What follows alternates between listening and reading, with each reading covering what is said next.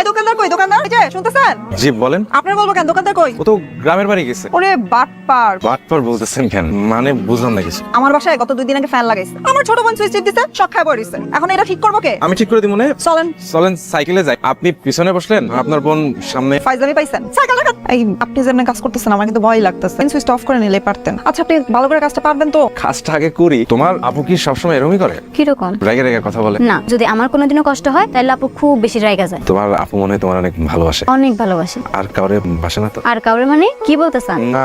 আমার আপু লক্ষ্মী মেয়ে, খালার কথা সব শুনে। আচ্ছা টুকটুকি, তুমি দেখো সুইচটা ঠিক আছে কিনা। না না না, তুই চেক করতে যাবি না, শক খায় বাবাটা। কি হইছে? টাকায় আছেন কেন? কিছু কইবেন? তাকায় আছি কই? আমার চোখ দুটো দেখেন।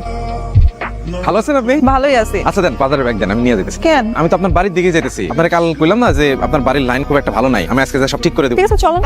কে বলছে এত বীর পুরুষ হইতে আপনারা? আপনি কাজ করতে আসছেন না ফাইজলামি করতে আসছেন? দেখে কি হইছে? আল্লাহ দেখছো ঠোসা পড়ে গেছে পড়।